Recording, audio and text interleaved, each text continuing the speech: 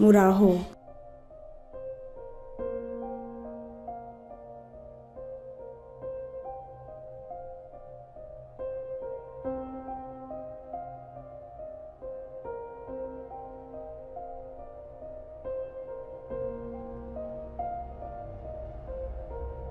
Abasambanya abana (pedophile) ni abantu bakuru bafatirana abana babakorera ihohoterwa rikorerwa ku gitsina bagamije ishimishamubiri.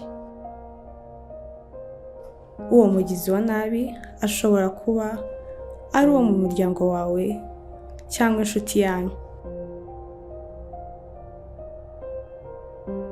uwo mukorana nk'umuturanyi cyangwa uwo bafitanye isano ya hafi n'umwana.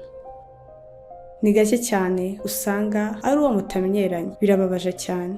Ese ni ayahe mayeri bifashisha aba bagome? Bagerageza kubaka icyizere hagati yabo n'umwana, bashaka kugirira nabi ndetse bakigira n'inshuti z'umubyeyi.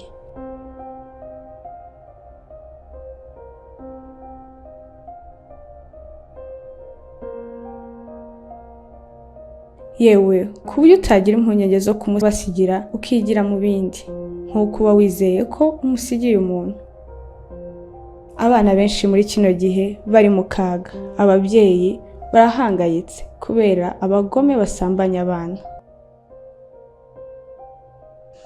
Muri abo uzasangamo abakozi bo mu rugo, umushoferi wanyu wizeye, abaza kubaha amasomo mu rugo, abarimu mu mashuri.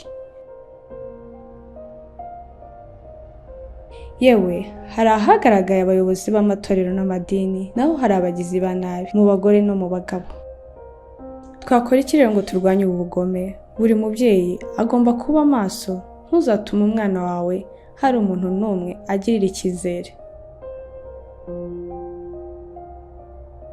Abana bawe babe hafi, bakwisanzureho, bakubwire ukuri ku icyo ari cyo cyose cyababayeho.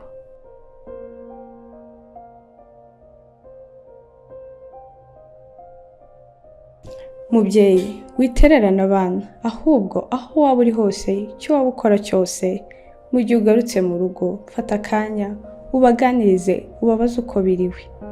Uru rugamba kandi twese biratureba.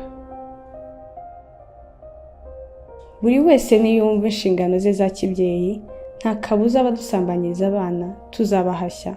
Buri wese azirikane kandi ko uzafatirwa mu cyaha cyo gusambanya umwana, kimwe n'uzagihishira amategeko, azabahana bikomeye. Murakoze.